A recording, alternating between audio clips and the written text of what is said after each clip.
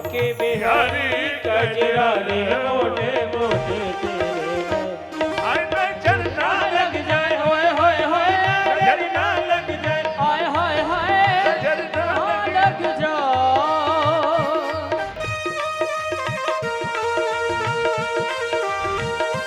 आनंद से भाव से सभी लोग आनंद लीजिए। हरि बोल।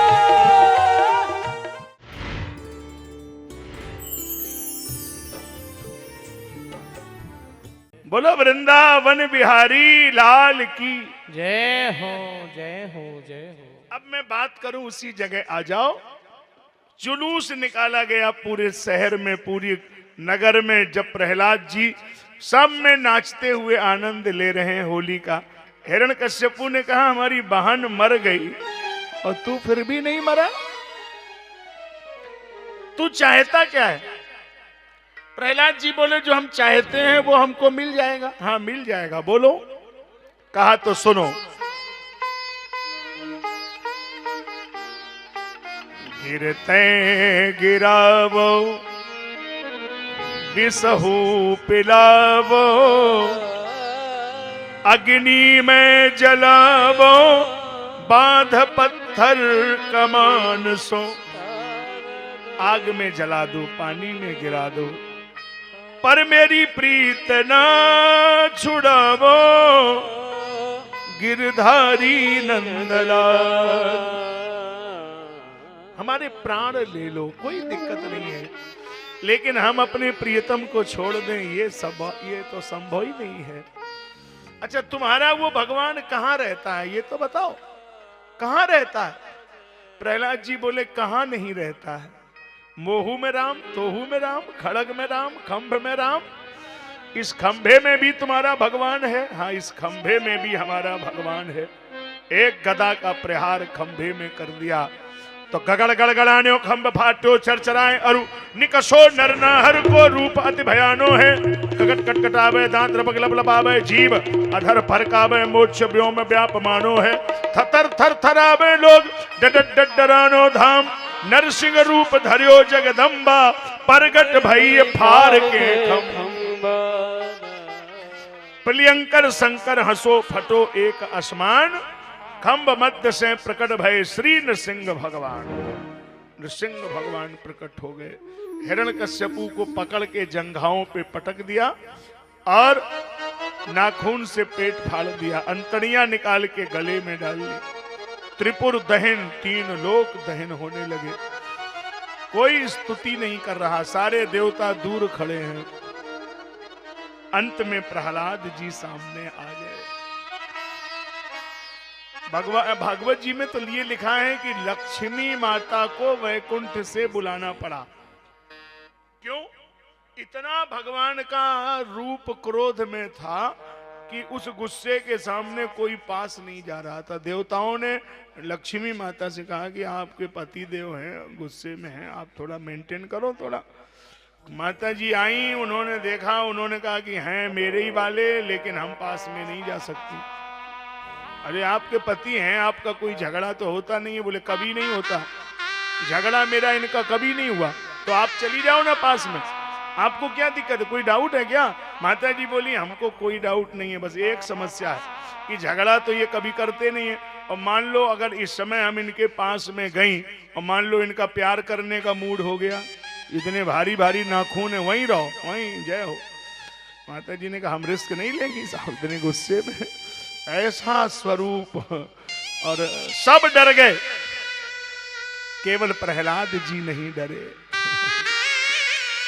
प्रहलाद जी सामने खड़े हैं। ब्रह्मा दया सुरगणा मुनयोथ सिद्धा सत्वैकतां नमतयो वचसां प्रवाहै नाराधितुं पुरगुणै रुधिनात् विप्रः किन्तुष्टमर्हित समे हर रूप जास्ति त्रस्तोस्मि हम कृपण वत्सल दुस्सहोग्र संसार चक्र कदनाम गसिताम प्रणीता। भगवान ने प्रहलाद को गोदी में उठा लिया और प्रहलाद से कहा एक बात बताइए, हमें देखकर सब डर गए, तुम क्यों नहीं डरे? कहा प्रभु आपका नाम लेने से डर भाग जाता है। किसी बेटी ने पूछा था, कोई बेटी यहां बैठी है वो बेटी, कि गुरुजी रात में डर लगता है, कभी जगने में डर लगता है, कभी घर में डर लगता है, क्या दवा हो सकती है? सभी लोग सुन लें, किसी भी प्रकार का भय लगता है 11 बार आपको बोलना है नरसिंह भगवान की जय। डर रहेगा ही नहीं, कैसा भी डर हो, किसी भी प्रकार का डर हो, ये दवा है डर की। रूपम नृसिंह विभयाय जना स्मरंती, इसमें लिखा है। और ऐसा भी नहीं है कि डर नहीं लगेगा, सबको लग सकता है। अरे हनुमान जी को डर लगा, और की तो छोड़ो, आम आदमी छोड़ो, हनुमान जी भी लंका में गए तो डर गए, तो फिर किसका नाम लिया? लंका ही चले हूँ सुमिर नर हरि, मसक समान रूप कपि। हनुमान जी ने नरसिंह जी का नाम लेकर ही लंका में प्रवेश किया, तो नरसिंह जी का नाम लेने से भय भाग जाता है। भगवान ने प्रहलाद को गोदी में ले लिया। 2 मिनट के लिए आप लोग सावधान मुद्रा में बैठे और बात समझे, हम कुछ कहना चाह रहे हैं आपसे। प्रहलाद को भगवान ने गोदी में लिया। आज जब शाम की पूजा करोगे ना, अभी यहां से जाके यहां भी आरती करके जाओगे, शाम की पूजा में जब घर में जाओगे, जब अपने ठाकुर जी की पूजा करना, तो आज शाम को एक बार उनसे जरूर पूछना, आंखों में आंसू भर के पूछना कि तुमने प्रहलाद को गोदी में ले लिया, क्या कभी मेरे जीवन में कोई पुण्य नहीं होगा, एक बार तुम्हारी गोद में बैठने को मिल जाए और वही दिन मेरे जीवन का अंतिम दिन हो जाए। प्रभु एक बार तो ऐसा अवसर दे दो ना।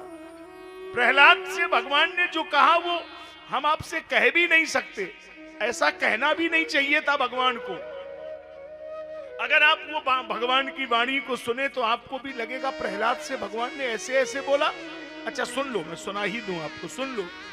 गोदी में बिठा लिया, फिर क्या किया? अपने होंठ प्रहलाद के होंठों पे रख दिए, फिर बोले प्रभु प्यारे अंग कोमल तिहारे, असुर ने सतायो मम एक नाम गाने में, गिरते गिरायो बिसहू पिलायो, अग्नि में जलायो कसर राखी ना मिटाने में।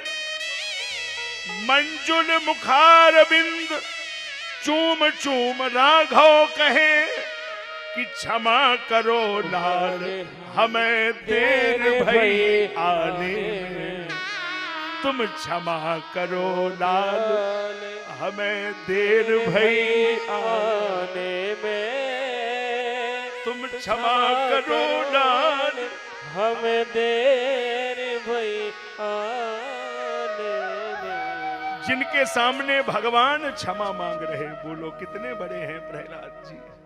क्षंतव्यते पि समय यदि में विलंबा, मैंने श्लोक भी बोल दिया ताकि आप मिला सकें कि श्लोक कहां लिखा है। क्षंतव्यते पि समय यदि में विलंबा, आने में विलंब हो गया। जहां भक्त इतना बड़ा हो जाए कि भगवान माफी मांग रहे, प्रहलाद जी ने झट से भगवान के पैर पकड़ लिए, रोया दीन होकर प्रहलाद प्रभु पाद गही, बोला महाराज मेरी परीक्षा मत लीजिए। पैर पकड़ लिए और कहा प्रभु एक बड़ी अच्छी प्रार्थना है, और आप भी अगर बोल दें तो अच्छा लगेगा। 2 लाइन है, बोल दो। हमारे पिताजी इसको बहुत गाते थे, आप भी एक बार गाने की कोशिश करें। सुनिए, भाव से गाइए। प्रार्थना नाथ से है मेरी यही, कहीं माया में भूल न जाऊं तुम्हें। प्रार्थना नाथ से है मेरी यही, कहीं माया में भूल न जाऊं तुम्हें। निज भाग्य से चाहे जहां भी रहूं निज भाग्य से चाहे जहाँ भी रहूं, सुख में दुख में नित ध्याऊं तुम्हें, सुख में दुख में नित्य ध्याऊं तुम्हें। कहीं माया में भूल न जाऊं तुम्हें, कहीं माया में भूल न जाऊं तुम्हें। प्रहलाद जी ने भगवान के पांव पकड़ लिए। भगवान बोले प्रहलाद मांग लो। रोया दीन होकर प्रहलाद प्रभु पाद गही। बोला महाराज मेरी परीक्षा मत लीजिए, कामना यही है रहे कामना ना। अगर आप साहित्य प्रेमी हैं, आपको हिंदी साहित्य पढ़ने की आदत है, सुनने की आदत है, तो पकड़िए मैंने क्या बोला, शब्द बोला मैंने, पकड़िए। प्रहलाद जी बोले कामना यही है रहे कामना ना। यही कामना है कि अब मेरे अंदर कोई कामना ही ना रहे। क्योंकि ये कामनाएं रहेंगी तो फिर प्यारे जीवन में आनंद का अनुभव कब होगा। कामना ही ना रहे। कामना यही है रहे कामना ना कोई, उर दीजिए वरदान प्रभु यह वर दीजिए। भगवान बोले आज के बाद कामना नहीं रहेगी, लेकिन आज तो कोई कामना होगी, वो तो बता दो। बोलो बैकुंठ दे दूं, स्वर्ग दे दूं? नहीं। गोलोक धाम लोगे? नहीं। तो क्या मांगा?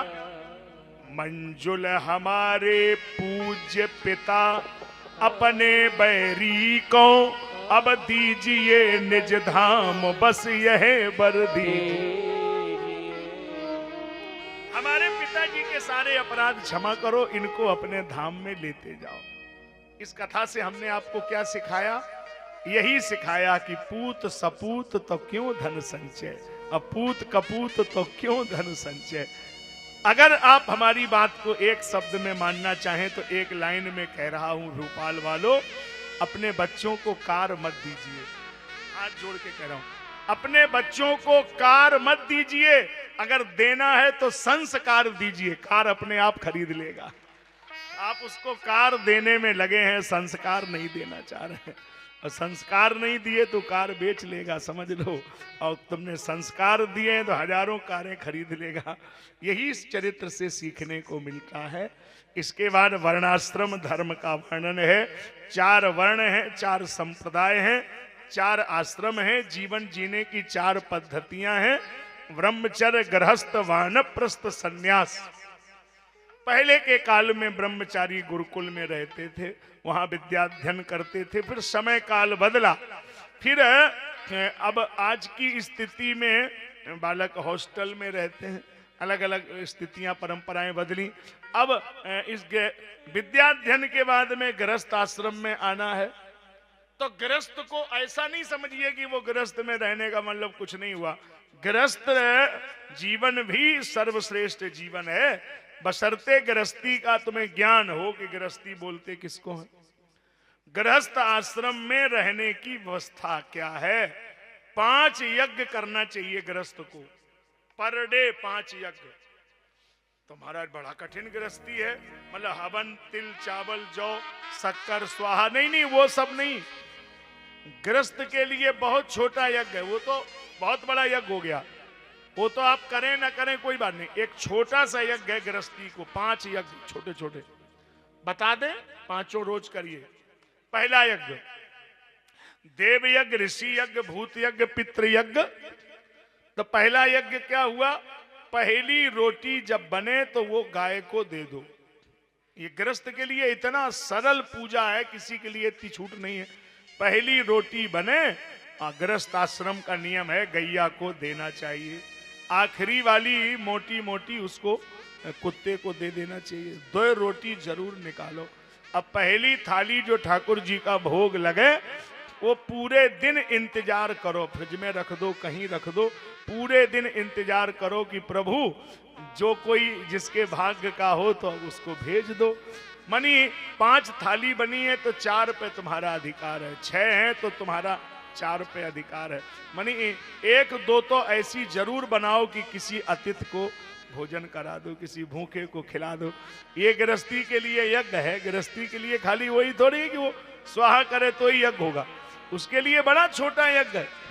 अगर किसी को खिला दिया है, अतिथि देवो भव, कोई भूला भटका आ गया उसको भोजन मिल गया तो यज्ञ हो गया है। ये ध्यान दो, बड़ी अच्छी बात है। भोजन करा दो, बहुत बढ़िया बात है। देव यज्ञ, भूत यज्ञ, और गीता रामायण भागवत कुछ भी तुम्हें आता है तो थोड़ा पढ़ लीजिए। अब मान लो पढ़ना नहीं आता है तो हम कह रहे सीरियल मान लो लगा दो कोई, उसी में देख लो। टीवी में भी दिन भर हम लोग कथा करते ही रहते हैं, मोबाइल पर भी इस समय 24 घंटे आते हैं, तो कहीं ना कहीं 10-5 मिनट कोई ना कोई सत्संग भजन जरूर सुन लो। छोटी छोटी बातें चालीसा कर लो, कठिन बात थोड़ी है बहुत कुछ। और ये गृहस्थी जीवन के लिए जरूरी है। सानंदम सदनम सुतास्य सुधिया कांत प्रिया लापनी इच्छा पूर्ति धने सुभाषित रति मिष्ठान्न पानम ग्रहे साधो संग मुपासते प्रतिदिनम धन्यो गृहस्थाश्रमा। और कोई ना कोई संत गुरुजन महापुरुष अगर घर में आते जाते रहते हैं तो समझ लो कि उस गृहस्थी को और कुछ करना ही नहीं है। क्योंकि ये संत महापुरुष ये तो चलते फिरते तीर्थ हैं, जहां आ जाएंगे वहीं आनंद आ जाएगा, वहीं पर भगवत कृपा बरसने लगेगी। तो इनका आगमन होता रहे, कोशिश करते रहना चाहिए, चरण पड़ जाए तो नारायण। ये छोटी छोटी बातें हैं। और सन्यास में तो बहुत कठिन है, इतना सब कैसे आपको हम बता दें। सन्यासी को तो पिंडदान अपने हाथों से ही करना पड़ता है। सन्यासी का पिंड नहीं दिया जा सकता है, क्योंकि वो शरीर को पहले ही जला देता है। वो तो शरीर का साक्षी अपने को मानता है। और सबसे कठिन सन्यास माना है दंड का सन्यास। दंडक गृहण मात्रेण नरो नारायणो भवेत। सन्यासी ने दंड ले लिया है तो नारायण स्वरूप हो जाता है। आपने दंड वाले सन्यासी देखे होंगे, नहीं देखे? वो ऐसे लाल कपड़ा लिए रहते हैं हाथ में ना, लकड़ी ऐसा, वो दंडी सन्यासी होते हैं। बड़ा कठिन है। वैष्णव में सफेद होता है। कपड़ों का भी एक बात होती, ये नहीं कि कपड़ा हम लोग चाहे जैसे पहन लें। वैष्णव में सफेद ही रहेगा, सन्यास में लाल रहेगा। सब थोड़े ही लाल कपड़े पहन सकते, शास्त्र में भी वही रहेगा। अलग अलग ढंग है, इसलिए हम लोग हमेशा सफेद ही पहनते हैं। ये थोड़ी कैसे भी पहन लो, वो नहीं चलता है। तो अलग अलग सब में नियम परंपराएं हैं, तो कोई बात नहीं। परमात्मा से मिलना है, कृपा का अनुभव करना है तो गृहस्थ में भी हो जाएगा। आशीद गिरवरो राजन त्रकूट इति विश्रुता क्षीरो देनावृता श्रीमान योजना अयुत मुच्छ्रिता। समुद्र की तलहटी में एक त्रिकूटाचल नाम का पर्वत है, और कुबेर का बगीचा है, वरुण का तालाब है, और एक हाथी उसमें स्नान करने आया गज। पानी में जैसे नहाने लगा तो पानी में आवाज हुई, तो जल में रहने वाले जलचर प्राणी ग्राह ने उस हाथी का पैर पकड़ लिया गज का, और अंदर की तरफ खींचने लगा। अब हाथी बेचारा चिल्लाने लगा। हजारों बरस युद्ध हुआ, अब वो पाए छोड़ ही नहीं रहा है। जब हाथी बेचारा बहुत परेशान हो गया, तब उसने अपने परिवार के लोगों से कहा, पत्नी बच्चों से कहा, अरे भाई हमें बचाओ। पत्नी बच्चों ने कहा, हम क्यों बचाएं? अरे भाई हम तुम्हें बहुत चाहते हैं। पत्नी बच्चों ने कहा कि हम तुम्हें बिल्कुल नहीं चाहते। हाथी ने कहा, पहले चाहते थे। बोले, पहले तुम फंसे नहीं थे, अब फंस गए, अब थोड़े चाहते। ये दुनिया वाले तब चाहते हैं जब आप फंसे नहीं होते हैं। फंस गए फिर कोई नहीं चाहते हैं। बहुत विचित्र दुनिया है ना। एक आपको बहुत बढ़िया बात बता दें, 1 लाख रुपए की बात है, याद कर लो, कलम हो तो लिख लो, है भूलना नहीं, ठीक है? बोलो, अपने मुंह से बोलो, संसार के लोग। संसार के लोग। आप लोग इतने धीरे काहे बोलते हो? हैं थोड़ा इतना जोर से बोलो कि मेरे को सुनाई तो पड़े। इतने लोग बैठे हो। संसार के लोग, संसार के लोग हमें नहीं हमसे चाहते हैं। अब पूरी आज की कथा में ये एक लाइन लेके जाओ, अलग से जेब में डाल के ले जाओ, और इसका अनुभव करो कि महाराज जी ने क्या कहा। संसार के लोग हमें नहीं हमसे चाहते हैं। ये बेटा बेटी पति पत्नी ये सब आगे पीछे घूम रहे हैं, तो ये हमें नहीं चाहते हैं, हमसे चाहते हैं। और हमसे अगर इनकी चाहत पूरी नहीं होगी तो ये दरवाजे पे बैठने भी नहीं देंगे साहब। ये हमसे चाहते हैं, कोई बुरा नहीं माने, जिसको अजमाना हो अजमा के देख लो मेरी बात। आज शाम को अपनी पत्नी से जाके बोलना, ऐसे ही बोलना जैसे मैं बोल रहा हूं, हम तुमको बहुत चाहते हैं। एक साड़ी खरीदी आज तक, बात मत किया करो, हैं? जिंदगी हो गई कभी न्यू मार्केट ले गए? ये बड़ा मुश्किल जमाना है साहब, कोई इसमें समझौता नहीं। अरे वो 15 वर्ष का छोटा सा आपका वो पोता है, छोटा सा नाती है, आप उससे बोल के देखो, बेटा हम तुम्हें बहुत चाहते हैं, तुरंत कहेगा 5000 निकालो मोबाइल ले तो जाने। फ्री का कोई खेल नहीं, ये बातों का कोई काम नहीं साहब। अरे वो छोटा वाला जो 2-2.5 साल का है, वो तो दिन भर पास में खेलता रहता। वो इसलिए थोड़ी खेलता रहता कि वो आपको चाहता है, वो इसलिए खेलता है कि मम्मी पापा मोबाइल देते नहीं है और बाबा दादी का फ्री मोबाइल है, उसी में खेलता रहता। तो उसको तो वो भी सब अपना जुगाड़ लगा के रखा है ना, मोबाइल दो और दादी बाबा मना करेंगे नहीं और पापा मम्मी देंगे नहीं साहब, तो वो उसी में उलझा रहता है ना। 10-5 रुपया उसको दिन भरे में खर्च करने पड़ेंगे, ये पैकेट ले आओ वो पैकेट ले आओ, उसी में मस्त रहता। तो हम कुल मिला के ज्यादा लंबा चौड़ा नहीं कह रहे, इतना ही समझा रहे हैं कि इस दुनिया में कोई तुम्हें नहीं चाहता है, और जो तुम्हें चाहता है तुम उसको नहीं चाहते हो। है एक है जो तुम्हें चाहता है, कौन है वो कुरुक्षेत्र के मैदान में कह रहा है, ममई वांसो जीवलोके जीव भूता सनातना। वो रामायण में कह रहा है कि ईश्वर अंश जीव अविनाशी, वो परमात्मा तुम्हें चाहता है, लेकिन तुम उसको नहीं चाहते हो, और ये दुनिया वाले तुम्हें नहीं चाहते, इन्हीं को तुम चाहते हो। इसलिए बड़ा गड़बड़ संसार है। अंत में उस गजेंद्र को समझ में आ गया कि ये कोई हमारे नहीं है, तो फिर भगवान की याद आई। तुम हमारे थे प्रभु जी, तुम हमारे हो, तुम हमारे ही रहोगे ऐ मेरे प्रियतम। तुम हमारे थे प्रभु जी, तुम हमारे हो, तुम हमारे ही रहोगे ऐ मेरे प्रियतम। तुम हमारे थे प्रभु जी, तुम हमारे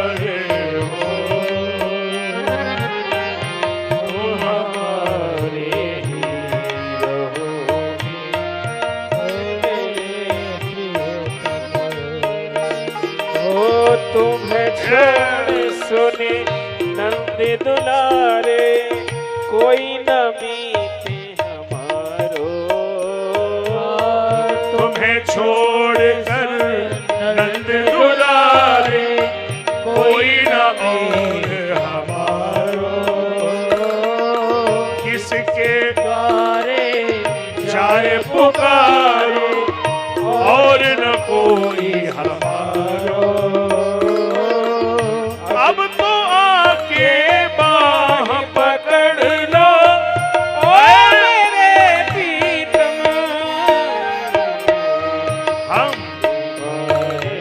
हे प्रभु जी, हम तुम्हारे हैं, हम तुम्हारे ही रहेंगे ऐ मेरे प्रियतम। हम तुम्हारे थे प्रभु जी, हम तुम्हारे हैं, हम तुम्हारे ही रहेंगे ऐ मेरे प्रियतम, ऐ मेरे प्रियतम, ऐ मेरे प्रियतम। भगवान हमारे हैं, ये बात है। तो भगवान को बुलाया तो भगवान आ गए। गजेंद्र से पूछा कि आपने हमें बुलाया? बोले हमने प्रभु आपको बुलाया। अच्छा क्यों बुलाया? कहा कि हमने सुना है कि आपने लोगों के उद्धार करने की जिम्मेदारी ले रखी है। बोले हाँ ये तो तुमने ठीक सुना है। तो प्रभु अगर आपने उद्धार करने की जिम्मेदारी ले रखी है तो एक बात बताओ प्रभु, तारो ध्रुव तारो जिन बालापन गारो है, तारो प्रहलाद के विभीषण के उबारो है, भक्त भक्त तारे तो किन पे एहसान करो, और जब बिना भक्त तारो तब तारीबो तुम्हारो है। भक्तों को तारा तो कौन सा एहसान किया, बिना भक्त तारो तब तारीबो तुम्हारो है। तो भगवान ने गरुण जी से पूछा अपने चालक महोदय से कि पहले किसका उद्धार करना है? बोले आपको किसने बुलाया? बोले बुलाया तो गजेंद्र ने। बोले तो करो ना उसका उद्धार। बोले नहीं नहीं, वो तो कह रहा बिना भक्त तारो। अब बिना भक्त कौन है? ग्राह। चक्र छोड़ दिया, गिराए का सिर धड़ से अलग हो गया, गज का पांव बाहर आ गया। ये कौन सी लीला है प्रभु? बुलाया गजेंद्र ने और आपने ग्राह का उद्धार पहले कर दिया। भगवान बोले यही मेरा संकल्प है। जो संत हैं, सदगुरु हैं, महापुरुष हैं, हम उनका उद्धार बाद में करते हैं, लेकिन उनके चरण जिन भक्तों ने पकड़े हैं पहले उन्हीं का उद्धार करते हैं। जय हो जय। तो देखो आप लोगों का टिकट कंफर्म है, हम लोगों का वेटिंग में जा रहा।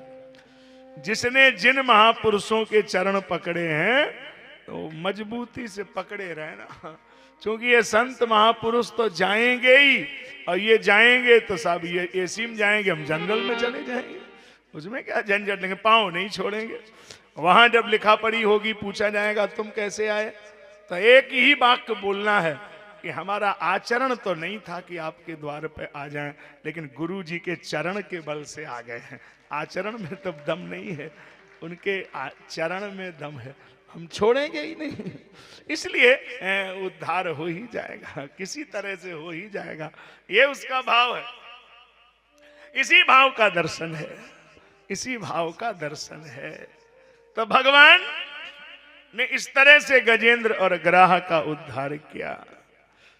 ओम नमो भगवतई तस्मै यत् एतच्चिदात्मकम् पुरुषाया दबीजाय परेशाया धीमहि। ये गज और ग्राह की बात है, गजेंद्र और ग्राह की बात है। अब जरा इस पर मनन भी करना पड़ेगा। गज गच्छतीति असहु गजा, संसरतीति संसारा, गच्छतीति जगत। संसार में जो आने वाला जीव है, आने जाने वाला, इसी को गज बोलते हैं। और ग्राह का मतलब ग्रहणातीति इति ग्राहा, एको लोभो महान ग्राहा। गृह माने घर होता है, और संसार के सरोवर में जीव रूपी गजेंद्र का पांव इस घर रूपी ग्राह ने पकड़ लिया है। कितनी भी कोशिश कर लो, लेकिन ये घर पांव छोड़ने वाला नहीं है। यही तो है, घर ये पांव छोड़ता ही नहीं है। आप लाख कोशिश कर लो, लेकिन वो पांव पकड़ के रखा हुआ है ना उसने, तो उस पर ही मनन करना पड़ेगा। और जब उसको और सरल तरीके से समझाएंगे, परिभाषित करेंगे, तो समझ में आएगा। बड़ी सरल उसमें अगर हम व्याख्या करें तो समझ में आता है। अब देखो, गज में गच्छतीति असौ गजा, आने और जाने का क्रम है। संसार में संसरतीति संसारा, और जगत में गच्छतीति असौ गजा। ये गच्छतीति जगत हो जाएगा, संसरतीति संसारा हो जाएगा। जहां संसरण हो रहा है वो संसार है, और जहां आने और जाने का क्रम है वो जगत है।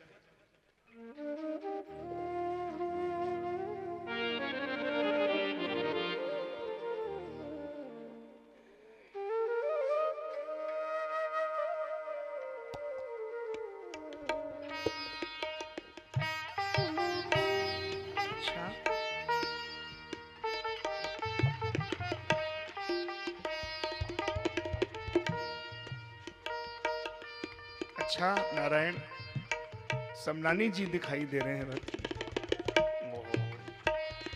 मैंने अब पहचान पाया धीरे से। जय हो आपकी, भगवान कृपा करे। तो आप लोग भी विराज जाएं, जो लोग खड़े हैं बैठ जाएं आप लोग भी। बात चर्चा हो रही थी, उसी पर थोड़ी सी बात हो। तो मैं जो बात कह रहा था आप फिर एक बार इस पर मनन करें। अगर इन कथाओं पर हम ये कह दें कि केवल कल्पना मात्र है, तो ये तो अनादर हो जाएगा कथा का। देखो, हाथी का पांव और वो मगर ने पकड़ लिया, ग्राह ने पकड़ लिया। अब कैसे संभव होगा, इस पर देखो चिंतन। अब जरा इस पर मनन करिए तो मैं पूरा जवाब दे रहा हूं। अच्छा, अब आप हिंदी में अपने हाथ में लिखो गृह, आगे लिखो हस्ती। अच्छा, दोनों अलग अलग लिखा रहे, गृह माने ग्राह, हस्ती माने हाथी। दोनों अलग लिखा रहेगा, कोई झंझट नहीं होगा। दोनों मिला दो, क्या बना? गृहस्थी। तो संसार के सरोवर में इस जीव रूपी गजेंद्र का पांव घर रूपी ग्राह ने पकड़ लिया है। ये घर ही ग्राह है, आप ही गज हैं, और इसी ने पांव पकड़ के रखा है। और लाख कोशिश कर लो, ये घर तुम्हारा पांव छोड़ने वाला नहीं है। यही गजेंद्र और ग्राह की कथा है। अगर कोई छुड़ा सकता है तो हरिस्मृति सर्व विपद विमोक्षणम, भगवान का स्मरण ही बचा सकता है, और कोई नहीं बचा सकता। याद कर लीजिए, इस गृहस्थी रूपी गृह कारज नाना जंजाला अगर कोई छुड़ा सकता है तो भगवान का स्मरण ही छुड़ा सकता है। अब एक प्रश्न यहां पर यह गंभीर खड़ा हुआ कि अगर घर रूपी ग्राह ने हमारा पांव पकड़ा है तो हम भागवत में कैसे आए? अब यह भी उत्तर देना जरूरी है। सुन लो कैसे आए। कभी कभी गांव में आप लोग जाते हैं तो गांव का कृषक जो होता है, किसान होता है, वो खेत पर जानवर को ले जाता है। जानवर भी चराना है, खेत भी उसको काटना है, तो वो जानवर के पांव में एक रस्सी बांध देता है और बीच मेड़ पर एक खूंटी गाड़ देता है, और रस्सी लंबी होती है तो जानवर को पूरा पावर है, कहीं भी जा सकता है, लेकिन वो रस्सी उसके पांव में बंधी है। इसी तरह आप लोग इस कथा में बैठे हुए हैं कि आपकी भी रस्सी कहीं बंधी है। आ तो गए हैं, है तो लंबी, इतनी लंबी है कि हरिद्वार चले जाओ, रामेश्वरम चले जाओ, लेकिन वो पैर में बंधी है ना। अब तो समझ में आ गया? नहीं आया? थोड़ा सा और, अब बिल्कुल सरल कर दूं, ये बिल्कुल समझ में आ जाए। हाथी का पांव किसने पकड़ा? अरे बोलो ना हिंदी में। मगर ने। अच्छा, आपका पांव किसने पकड़ा? मगर ने। कैसे? हम भागवत सुनने जा रहे थे, मगर हमारा पूरा विचार था कि नर्मदा जाएंगे, मगर पूरी तैयारी थी महाकाल दर्शन करेंगे, मगर ये मगर ही तो खराब है ना। ये मगर बीच में पता नहीं क्यों पांव पकड़ लेता, ये मगर ही पकड़ के रखा है। सारे संसार को इस मगर ने ऐसा पकड़ा है, ऐसा जकड़ा है कि वो सब कुछ चाहता है, लेकिन ये मगर उसको हिलने ही नहीं देता है। बड़ी विचार था, बड़ा मन था कि आज भागवत सुनेंगे, मगर बड़ी तैयारी थी, मगर ये मगर पता नहीं कहां से आ जाता है। अब तो समझ में आ गया ना, एकदम सरल बात कर दी मैंने आपसे। अमृतोत्पादने दक्षाम क्रियताम विलंबनम, दानवों और देवों के बीच में अमृत का समुद्र मंथन हुआ। ये हमारे जीवन में कभी बंद नहीं हुआ, आज भी चल रहा है। एक तरफ इस शरीर में आसुरी सेना है, एक तरफ दैवी सेना है। इसी शरीर में दोनों गुण हैं, आसुरी गुण भी है और दैवी गुण है। बोलो कोई ऐसा शरीर है जिसमें दोनों गुण ना हो? सत्य है, करुणा है, क्षमा है, उदारता है, और दूसरी तरफ पाखंड है, ईर्ष्या है, दंभ है। ये दोनों सेनाएं, और बीच में मन का महेंद्राचल पर्वत है।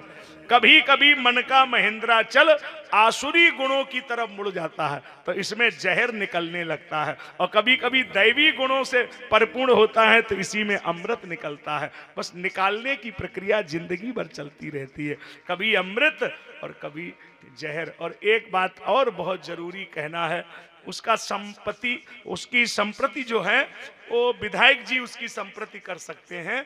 और वो आपको इसकी प्रेरणा भी दे सकते हैं कि अगर जहर के कटोरे को देख करके सब भाग जाएंगे तो फिर अमृत कभी नहीं निकलेगा। इसलिए जहर भी किसी भोले को पीना ही पड़ेगा, तभी अमृत निकलेगा। ये जितने लोग आज बड़ी बड़ी जगह बैठे हैं, बड़े बड़े पद पर बैठे हैं, ऐसे न समझ लेना कि खाली इनकी आरती होती है, माला ही पढ़ते हैं। माला सबसे ज्यादा इन्हीं के गले में पड़ते हैं, लेकिन भौंकने वाले भी इन्हीं के पीछे ज्यादा पड़ते हैं। क्योंकि ये माला पढ़ने वालों के पीछे भौंकने वाले बहुत पड़ते हैं। बनी बुरा नहीं मानना साहब, नाराज नहीं होना। आजकल भौंकने वाले 4 पांव के नहीं होते, 2 पांव के भी होते। अच्छा, इन भौंकने वाले से पूछो कि मान लो उस आदमी के माले पड़ रहे हैं तो आपको तकलीफ क्या है, आपको दिक्कत क्या है? तो ये माला डाल, ये जितने भौंकने वाले होते हैं उनका एक ही जवाब होता है कि हमें इनके माला से तकलीफ नहीं है, लेकिन इनके आगे जो लोग हाथ जोड़े खड़े हैं वो हमें हजम नहीं हो रहे। हमारे कोई डालेगा नहीं और किसी के पड़ेगा वो हमें हजम होगी नहीं। तो फिर बोलो तो हाथी क्या करेगा? हाथी एक ही काम करेगा कि वो माला पहनाने वालों की तरफ ठहरेगा नहीं और भौंकने वालों की तरफ पीछे मुड़ के देखेगा नहीं, और तभी वो मंजिल पे पहुंचेगा। तो ये संसार का नियम है कि ये भौंकने वाले उन्हीं के पीछे पड़ते हैं जो मस्ती में झूम झूम चलते हैं, उनके पीछे ये पड़े ही रहते हैं। अच्छा, एक और निगेटिव बात बताऊं, ये जो भौंकने वाले होते हैं इनकी एक और समस्या है। क्या? इनके जिंदगी में माला पड़ेंगे नहीं, ये तय। अच्छा, मान लो ये भौंकने वाले इकट्ठे हो जाएं, पूरी कॉलोनी के सब मान लो मिलके इकट्ठे हो जाएं, तो ये कितना परिवर्तन कर सकते हैं? इतना परिवर्तन कर सकते हैं कि जो माला हाथी के गले में पड़ रही थी वो किसी शेर के गले में पड़ जाएगी, लेकिन इनके जिंदगी में न पड़ी न पड़ेगी। ये खाली भौंकते ही भौंकते मर जाएं, इन पे कोई मतलब नहीं है साहब। तो ये भौंकने वाले होते हैं। इसलिए जहर को पीना जिसको आता है, जिंदगी का मतलब है कि जिंदगी में जिंदगी का राज पाना चाहिए, और जिंदगी में जिंदगी को मुस्कराना चाहिए, और जिंदगी में जिंदगी की शर्त यदि पूरी ना हो तो इस जिंदगी को जिंदगी से रूठ जाना चाहिए। जीवन का मतलब कभी फैसले नहीं बदले जाते हैं। अरे भौंकने दीजिए साहब लोगों को, हम मंजिल पाकर के ही रहेंगे, हमें क्या उनसे लेना देना। ये इस कथा की प्रेरणा है।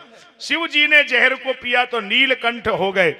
नीलकंठ महादेव मान सहित विष खाए के शंभु भये जगदीश। अब बिना मान अमृत पियो तो राहु कटायो शीश। जिन्होंने सम्मान से जहर पिया तो दुनिया में वंदनीय हो गए, अब बिना सम्मान के अमृत पिया तो वो दुनिया भर में निंदनीय हो गया। तो सम्मान सहित हार अच्छी है, और बिना सम्मान की जीत भी किसी काम की नहीं है। जहां सम्मान बिक गया उसका क्या जीवन है, क्या जीत में क्या हार में। जीवन का मतलब हमेशा इसी परिस्थिति से जीना है। इसके बाद में उच्चैश्रवा नाम का घोड़ा निकला, बलि को दे दिया।